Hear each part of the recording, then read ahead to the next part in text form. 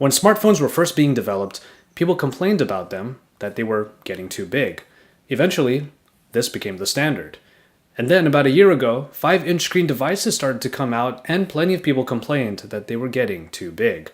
And now, they've pretty much become the standard. Well, it looks like smartphones are getting bigger and bigger, and Sony has come out with what is arguably the biggest one. Is this going to be the standard? Hey, it's Joshua Vergara from Android Authority. What's going on, everybody? And this is the Sony Xperia Z Ultra.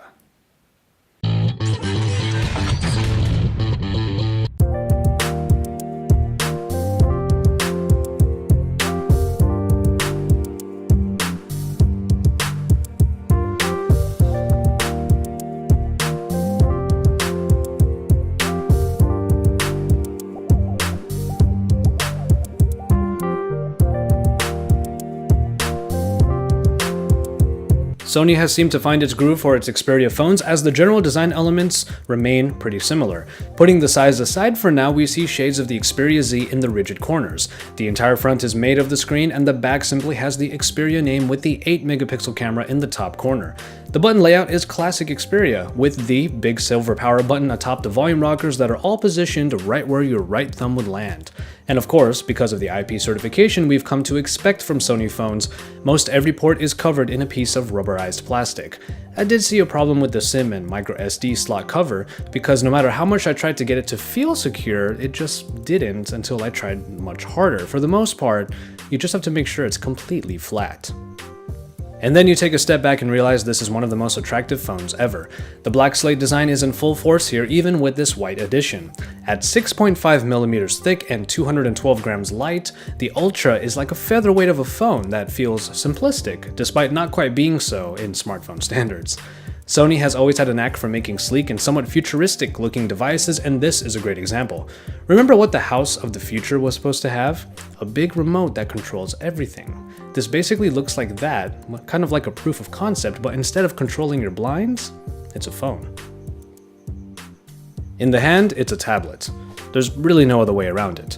This is simultaneously the biggest phone and the smallest tablet.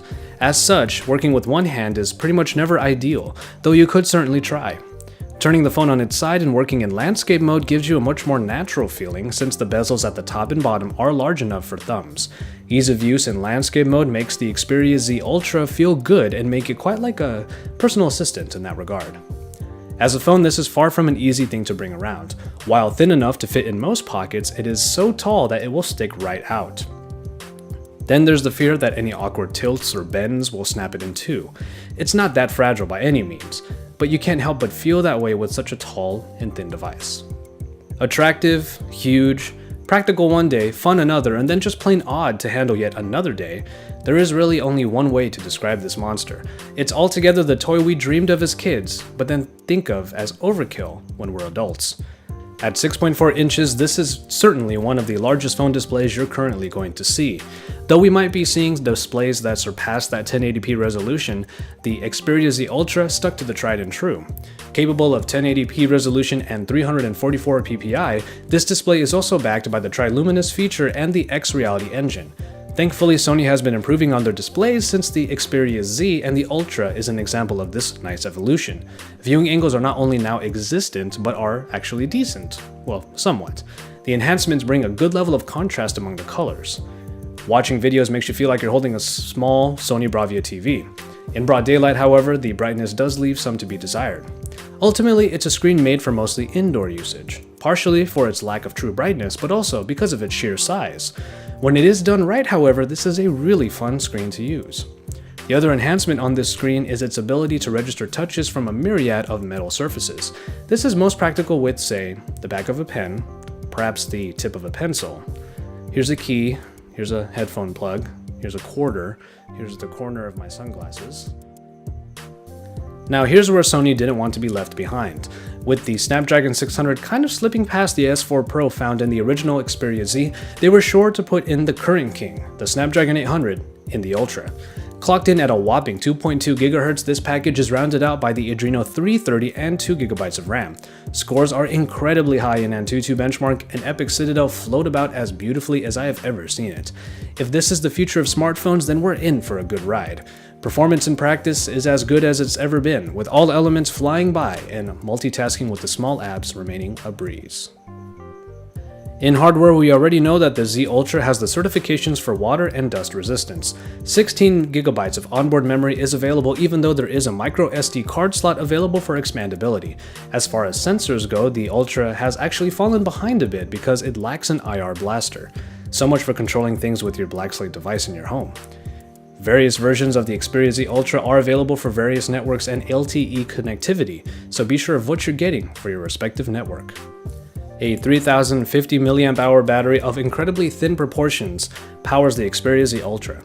It's supposed to make an insanely large phone like this work through an entire day's work and play, and it seems to do so. In my battery test, I watched a couple episodes of Top Gear. That's 2 hours of some really high quality programming, and after those 2 hours, I got the battery down to about 70%. That would put the battery in straight media consumption crack up to about maybe 7 hours. In a full day's work, the good standby time and the power-saving features all help the phone get through that full day you might need. If you use it like a tablet with all that continuous usage, then you're probably going to get tablet-like longevity. But if you use it less intensively and more like a phone, then that standby time and these power-saving features will help you get a lot more out of it. Much like pretty much every tablet we've seen, the Xperia Z Ultra's camera does not include a flash diode, and that's usually a hint to its quality. In the app, things remain largely the same as in previous Xperia phones. You get the superior auto that harkens back to Cybershot days and does a good job of getting the right settings for your shot. Included are a number of scenes for pinpointing those best shot settings, sweeping panorama, and some picture effects. Other than that, it's more of what we've come to expect from a smartphone camera. Picture quality then is good enough for a device you might not be taking many pictures with. Without a flash unit, you won't be taking many low light shots, but luckily good lighting helps make for pretty nice pictures out of the Z Ultra. While this phone manages to be just small enough to not look as weird as a tablet when taking pictures, it certainly does toe the line. And its quality makes it a camera backup rather than more of a replacement shooter. Sony's Xperia UI hasn't changed a whole lot since the Xperia Z, but that isn't much of a surprise, because the Z came out not too long ago.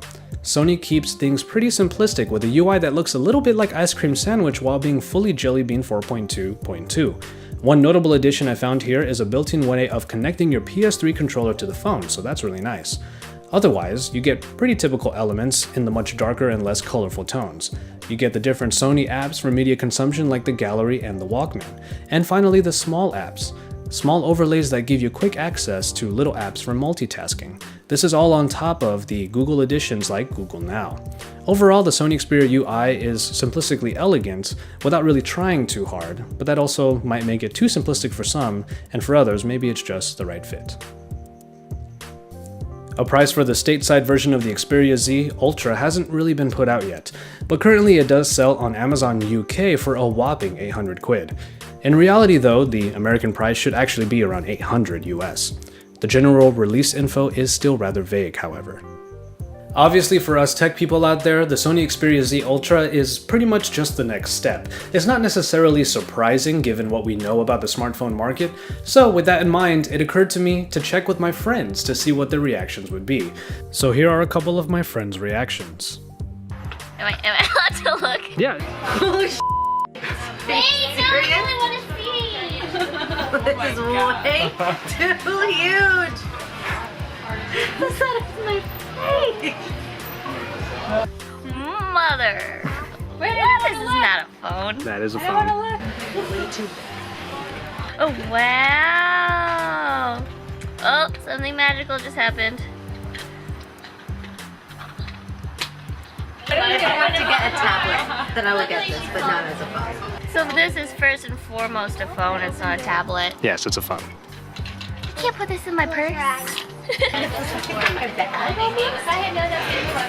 To be fair, I would probably be less likely to lose this.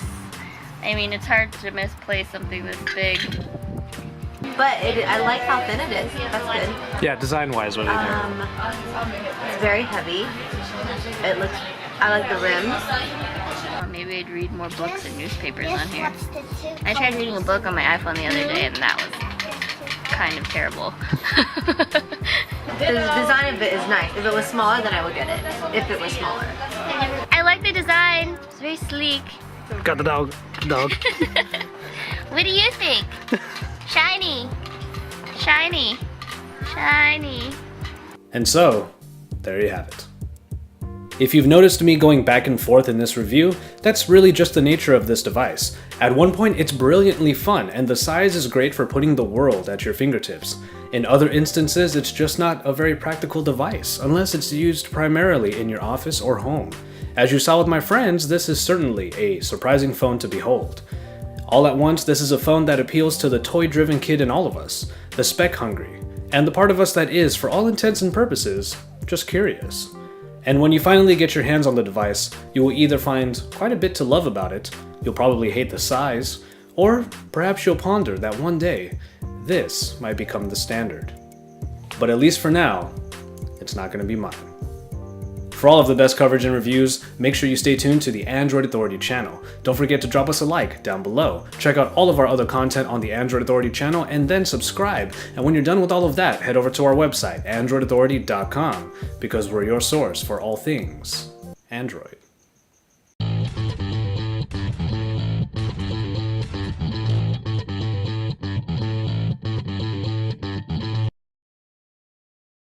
Looks a little bit like an Apple computer. Really?